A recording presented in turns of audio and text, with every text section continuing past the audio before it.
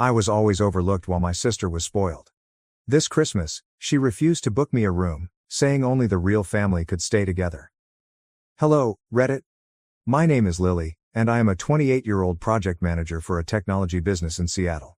I make a reasonably comfortable $135,000 per year and am glad to say that I've made a wonderful life for myself. It wasn't handed to me, however. It's the result of a lot of effort, planning, and long hours. Growing up, I did not have a silver spoon in my mouth, but my sister Victoria, 30 degrees Fahrenheit, did. She is the family's golden child. My parents, James, 59 million, and Maria, 57 million, treated her as their pride and delight. Victoria had an idyllic childhood. She has never had to labor for anything. My parents paid for her college tuition, purchased her a car, and even assisted with the down payment on her first home. Meanwhile, I took a different road. I was working part-time jobs during college, surviving on scholarships and scraping by to pay my rent and utilities. When I graduated, I had no debt but plenty of exhaustion. Uncle William, 62 million, my mother's brother, was one of the few people who noticed how hard I worked. He's a self-made millionaire who started his real estate enterprise from scratch. He never had children of his own, therefore he has always been quite generous to our family. However, he believes in earning what you have. So, while he financially supported Victoria and my parents, he respected my decision to make my own path. Victoria and her husband Daniel, 32 million, appear to live a beautiful life, but it's all a facade. The amusing thing is that Victoria's Instagram is full with selected photographs from their travels, Nathan's, 8 million, private school events, and pricey dinners out. But if you pull back the curtain, it's all Uncle William's money. She and Daniel do not have legitimate employment. Daniel is theoretically in sales, but his performance is dismal at best. Victoria has never worked in her life. She proclaims herself a full-time mom, but let's be honest, she has a nanny. Uncle William also provides complete funding for my parents. They live in a lovely retirement home in Arizona, and he pays for their medical costs and monthly expenses. My father spent the majority of his life as a factory worker, and my mother as a teacher, so they never saved anything for retirement. They don't appear to feel guilty about relying on Uncle William, though. They act as if it were their birthright. Uncle William once told me, "Lily, you're the only one in this family who knows what it means to stand on your own 2 feet." Hearing it meant everything to me since it felt like someone had finally recognized my struggle. I know Victoria resents me for having that kind of relationship with him. But the truth is that she couldn't survive without him. I don't expect anything from my parents anymore, and I'm fine with it. It's really difficult to see them constantly pander to Victoria while acting as if she's some kind of saint for spending money she doesn't even have. The most aggravating aspect is Victoria's arrogance. She regularly brags about her lifestyle, making snarky remarks about how I work too hard or don't know how to enjoy life. But the truth is, I'm content. My life may not be as glamorous as hers, but it is real and unique to me. So, let's just say that things got out of hand this Christmas season. Every Christmas, Uncle William takes the family on a large, luxurious trip. We've been doing it for years, and I'll be honest, it's enjoyable. For a few days, we stay in luxurious hotels, eat delicious food, and occasionally get along. Uncle William enjoys going all out, and I believe it is his way of keeping the family together now that we are all living in separate places. This year, he chose a ski resort near Aspen. I'm not much of a skier, but I was eager since Aspen in December is breathtaking. Plus, I don't go on lavish vacations every day. Uncle William delegated responsibility for booking everything to Victoria, which was mistake number 1. But he has always trusted her to handle these situations, most likely because she has nothing else going on and plenty of free time. I considered offering to help, but I didn't want to step on anyone's toes. Victoria enjoys being the planner since it allows her to claim credit for everything, even though she is only scheduling things with Uncle William's money. So, what's the worst that might happen? I booked my trip and arrived in Aspen slightly later than everyone else due to work. My firm had a large project deadline, so I needed to finish everything up before I could leave. I got to the resort around 4 p.m., dragging my suitcase through the snow. The scenery was stunning. Imagine snow-covered mountains, quaint small cabins, with dazzling lights strung everywhere. It looked like something from a Christmas movie. The main lodge was even more beautiful, with a massive stone fireplace, soaring ceilings, and floor-to-ceiling windows that overlooked the mountains. Families were relaxing around the fire, drinking hot chocolate. Couples were coming in from the slopes, and everyone appeared to be having a great time. I stepped up to the front desk expecting a smooth greeting. But instead, the clerk gave me this perplexed expression. "I'm sorry, ma'am," she said, frantically working on her computer. "We don't have a reservation under your name, At first, I thought, maybe Victoria simply forgot to add me. Mistakes happen. But Victoria did not forget. She did it on purpose. I knew I was in for a condescending, passive-aggressive remark as soon as she walked into the foyer. Victoria always had a way of making any circumstance into an opportunity to feel superior, and today was no exception. She arrived looking like she was preparing to make an advertisement for winter coats. Designer clothes, flawless hair, and a wide smile that could cut glass. "Oh, Lily," she replied, appearing astonished to see me. "Didn't I tell you? I only booked rooms for the real family, me, Daniel, Nathan, and, of course, Mom and Dad." I don't believe I've ever been so stunned into silence. How do you respond to something like that? The way she described the actual family made it plain that she did not consider me a member of the group. The fact that she made no apologies was the cherry on top. I looked over at my parents, expecting they'd intervene and say something, but they simply avoided eye contact. They appeared embarrassed, but not enough to do anything about it. Naturally, Victoria kept going. She never knows when to stop. "But you're so independent, right?" she asked in that false lovely voice she employs when she pretends to be kind but is actually mocking you.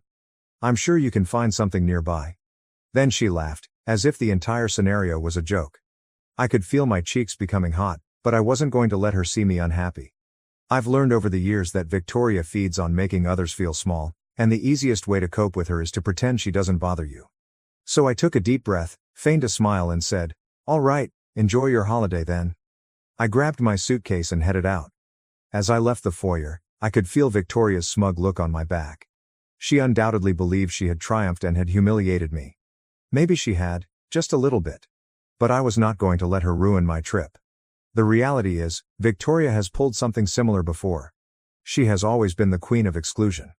Whether it's accidentally forgetting to invite me to family meals or cleverly not mentioning plans until it's too late for me to attend, it's as if she derives sick pleasure from reminding me that, in her eyes, I don't belong. And what about my parents? They have always let her get away with it. They'll say things like, "Oh, that's just Victoria," or, "She didn't mean it like that," as if her actions had no real effects.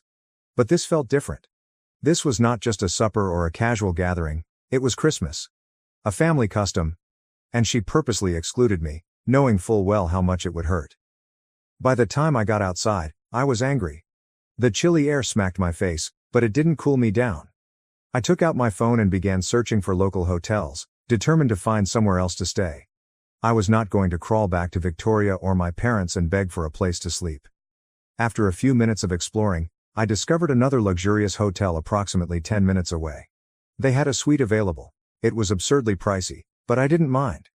I was not going to let Victoria's petty bullshit ruin my Christmas. I called my two dearest friends, Kate and Grace. Neither of them had any great Christmas plans this year. Kate's family was out of town, and Grace had just ended a relationship and was not in the mood to celebrate. "Hey, so how do you feel about spending Christmas in Aspen?" I requested an answer. They did not even hesitate. Within hours, they were on their way.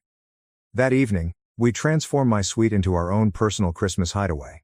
We ordered room service, which included everything from burgers to desserts, and then relaxed in the outdoor hot tub that overlooked the mountains. The steam ascended into the cool night air, and for the first time that day, I felt as if I were on vacation. While reclining in the hot tub, we began discussing the entire scenario with Victoria. Kate could not believe it. "She actually said you weren't part of the real family?" Grace shakes her head.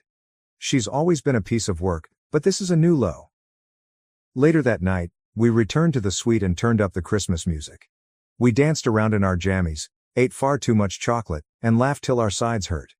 We felt like kids again, having a sleepover and not caring about anything else in the world.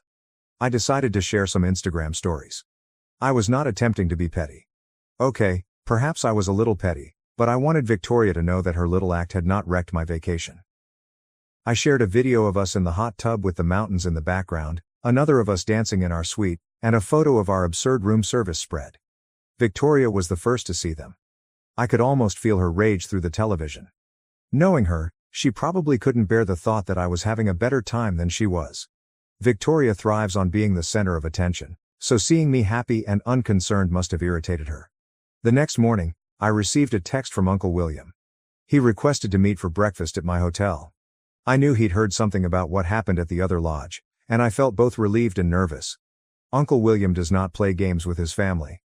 When I met him in the hotel restaurant, he was already seated at a corner table, sipping coffee and looking as cool as ever. Uncle William is one of those persons who draws attention without even trying.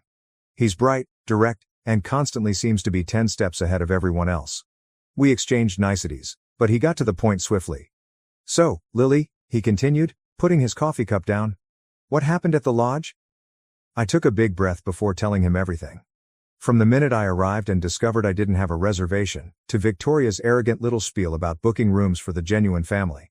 I did not sugarcoat anything, but I also avoided sounding whining. I only presented the facts.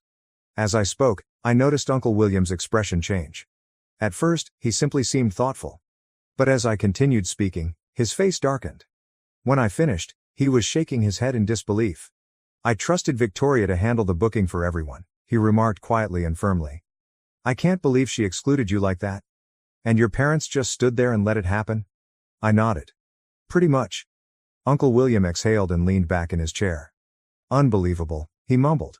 The waiter arrived with our food, pancakes for me, eggs and toast for Uncle William, and we sat silently for a minute while he processed it. Finally, he put down his fork and glanced at me. "Don't worry, Lily. I'll take care of this." I wasn't sure what he meant by "take care of this," but I wasn't going to disagree. If there's one thing I've learned about Uncle William, it's that he follows through on his promises. After breakfast, he excused himself and went to his room. I returned to my suite, where Kate and Grace were already awake and organizing our day. I didn't tell them much about my chat with Uncle William, mostly because I didn't know what would happen next. But I had a feeling things were going to become interesting. A few hours later, I received my response. And let me tell you, Uncle William didn't hold back. Update 1. It's been a week after the Christmas incident and boy, have things escalated quickly. Uncle William didn't lie when he said he'd take care of things. Let me explain what happened following our breakfast talk. First, Uncle William did not simply cancel their hotel reservations. He took off all financial support to Victoria and my parents immediately. There's no warning. There is no steady decline. Simply terminate all assistance.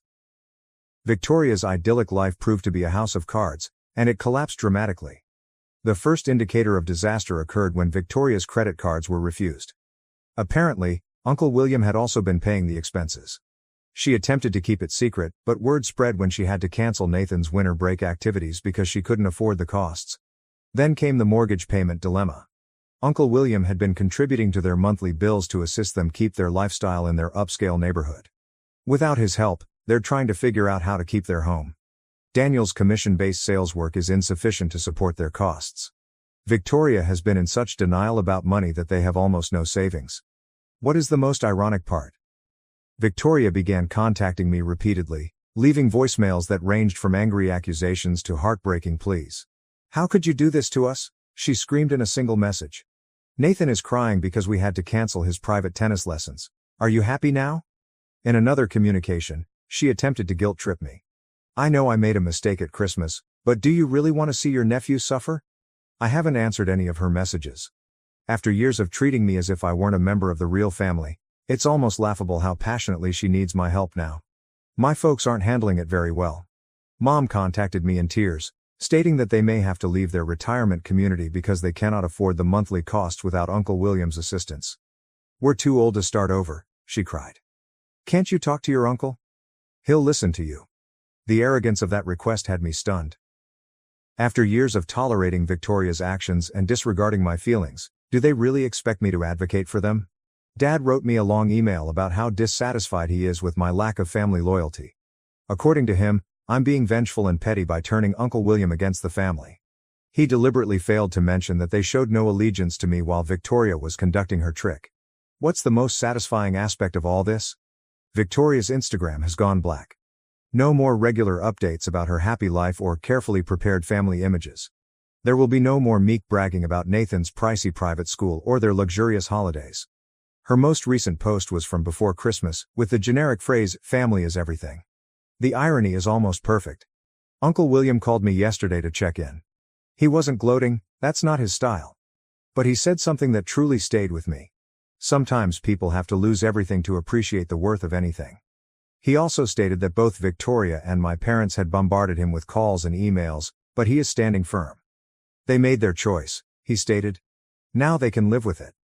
I have to admit that I feel a little guilty as I watch everything implode. But then I remember Victoria's smug expression in the hotel lobby, claiming I wasn't a member of the genuine family. I remember how my parents dismissed her conduct. All the years I was made to feel inadequate because I wanted to forge my own path rather than relying on handouts. Kate and Grace have been extremely supportive throughout this. They're just facing the consequences of their own actions, Kate said during our coffee date yesterday. Grace went on. Maybe this will finally teach them that money isn't everything. Meanwhile, I'm concentrating on my work and personal life. Our company's major project is progressing well, and there are talks of a promotion in the near future. It's odd that, while Victoria's neatly created world crumbles, the life I've established for myself grows stronger. I've never sought vengeance or to see my family suffer.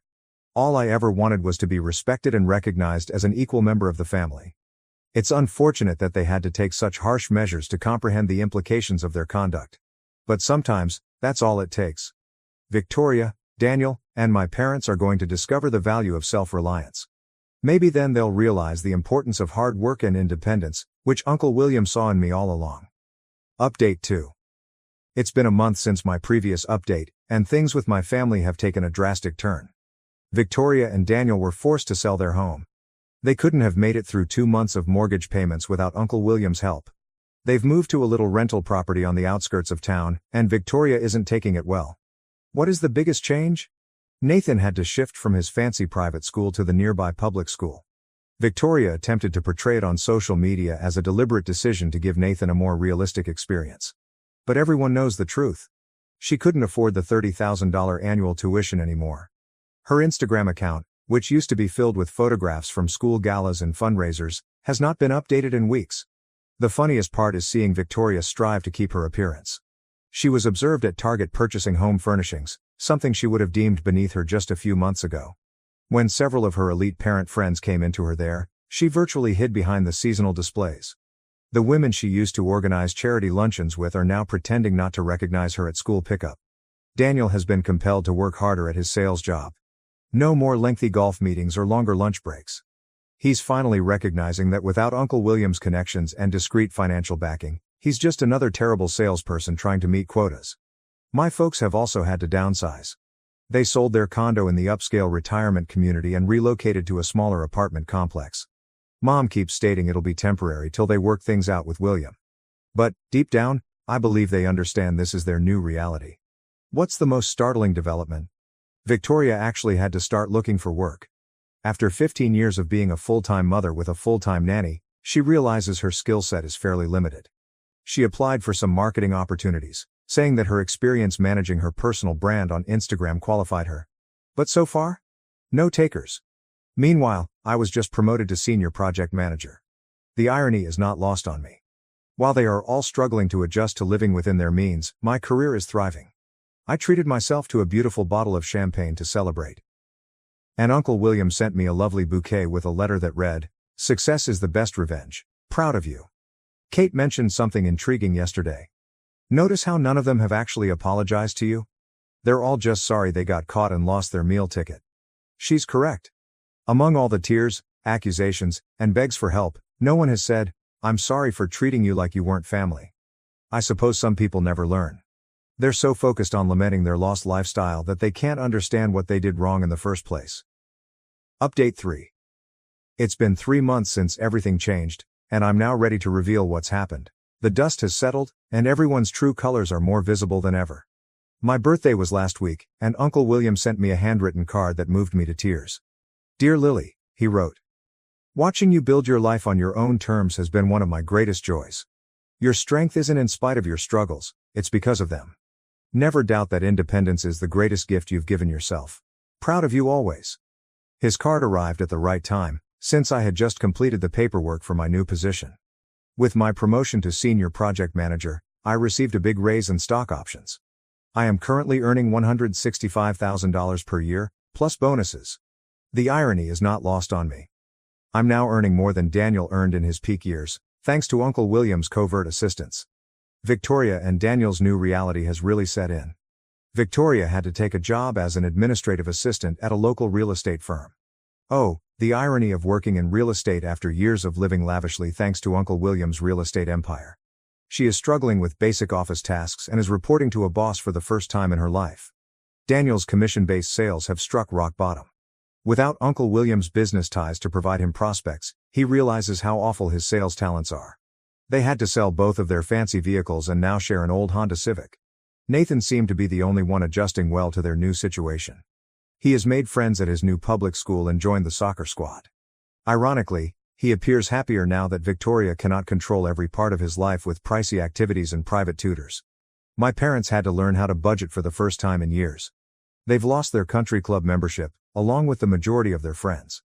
Dad is trying to boost their income by driving for Uber, which he would have thought beneath him only a few months ago. Mom is looking into substitute teaching again, but being out of work for so long has made it tough.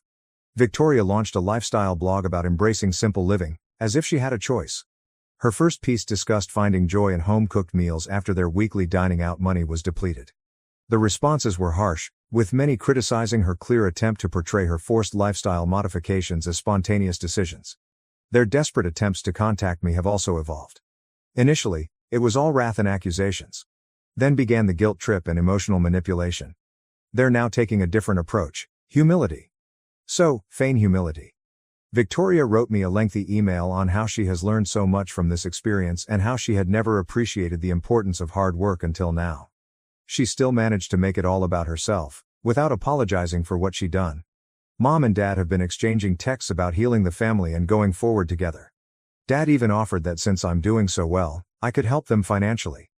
The arrogance still astounds me. They seem to believe that because I am successful, I owe them anything. Uncle William contacted me last week with some interesting news. Victoria had arrived at his office unannounced, attempting to convey her side of the situation. He claimed she broke down crying in the foyer, producing a spectacle that required security to remove her out. He was unmoved by her performance. "Crocodile tears don't pay bills," he said. "She's still trying to manipulate her way back into my wallet instead of actually changing." Last weekend, I purchased my first house, a lovely condo in a trendy neighborhood of Seattle. I did everything on my own. I saved for a down payment, was approved for a mortgage based on my own income and credit, and negotiated the terms myself. When I received the keys, I felt a sense of accomplishment that no amount of passed-down wealth could ever provide. Victoria still sees the whole affair as a temporary setback, something she must endure until things return to normal. What she does not realize is that this is normal. Earning your own way, living within your means, and accepting responsibility for your actions are the fundamental truths that most people face on a daily basis. I've learnt that family isn't about who shares your DNA, it's about who shares your beliefs. Uncle William, Kate, and Grace have given me more genuine family support than my parents or sister ever had. Sometimes the family you select is more authentic than the one you were born into. So here I am. Excelling in my work, living in my own home, and finally free of the poisonous familial dynamics that used to hold me back. The finest revenge isn't always about getting even. It's about moving forward, and never looking back. Thank you for watching. If you haven't subscribed yet, please do so and hit the notification bell to stay updated with more shocking real-life stories happening around you.